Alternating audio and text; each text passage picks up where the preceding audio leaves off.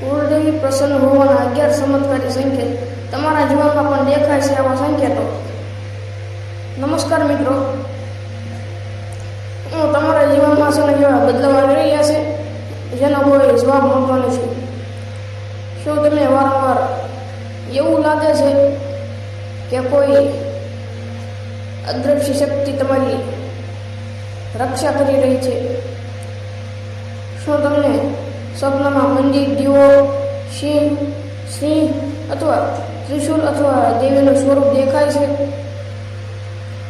તો આ વિડીયો અંત સુધી જરૂર જુઓ, કારણ કે આજે આપણે જાણીશું કુળદેવી પ્રસન્ન હોવાના 11 એવા ચમત્કારિક સંકેતો જે ઘણા લોકો અવગણે છે. માન્યતા અનુસાર આવા સંકેતો ભક્તને હિંમત, આશીર્વાદ અને સારા સમયની આશા આપતા માનવામાં આવે છે.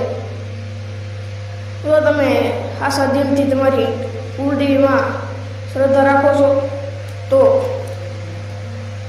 કોમેન્ટમાં લખજો જય કુળદેવી માતાજી.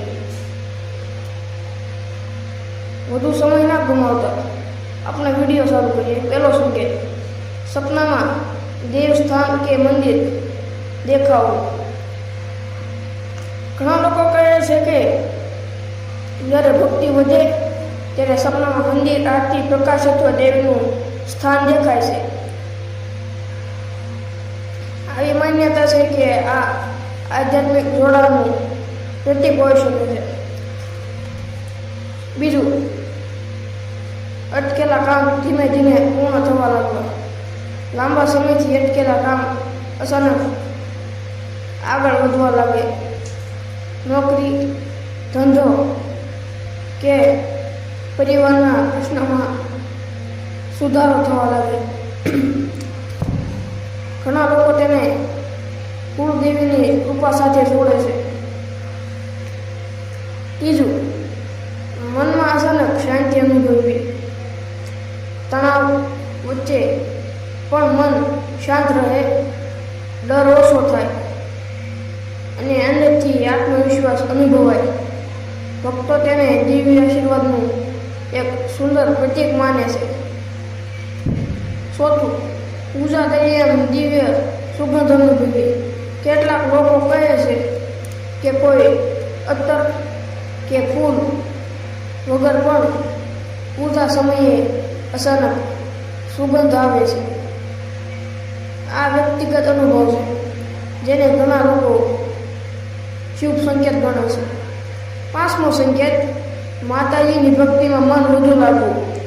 અચાનક રોજ પૂજા કરવાની ઈચ્છા થવી, મંદિર જવાનું મન થવું, આરતી સાંભળવામાં આનંદ આવવો. આવી ભાવનાઓ ભક્તિને વધુ ગાઢ બનાવે છે. છઠ્ઠું, ઘરમાં સકારાત્મક વાતાવરણ બનવું. ઘરમાં ઝઘડા ઓછા થવા લાગે, પ્રેમ વધે અને પરિવારના સભ્યો વચ્ચે સમજણ વધે. ઘણા લોકો તેને શુભ સમયનું આગમન માને છે. સાતમું, મુશ્કેલીમાંથી અચાનક બચી જવું. ક્યારેક મોટું નુકસાન થતું રહી જાય, અકસ્માત ટળી જાય અથવા સમયસર મદદ મળી જાય. ભક્તો ઘણીવાર આવા પ્રસંગોને કુળદેવીની કૃપા તરીકે યાદ કરે છે. આઠમો સંકેત: વારંવાર શુભ પ્રતીકો દેખાવા. દીવો, કમળ, નાળિયેર, લાલ રંગ અથવા મંદિર સાથે જોડાયેલા પ્રતીકો વારંવાર દેખાય તો કેટલાક લોકો તેને શુભ સંકેત તરીકે જુએ છે.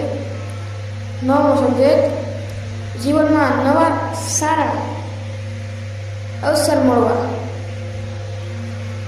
નવી નોકરી, ધંધામાં પ્રગતિ, અભ્યાસમાં સફળતા અથવા સારા લોકોને સાથ મળવો. આ બદલાવને ઘણા લોકો આશીર્વાદ સાથે જોડે છે. 10મો સંકેત: સેવા અને દાન કરવાની ભાવના વધવી. જ્યારે મનમાં બીજાની મદદ કરવાની, દાન કરવાની અને સારા કર્મ કરવાની ભાવના જાગે ત્યારે ભક્તિ વધુ મજબૂત બનતી જાય છે.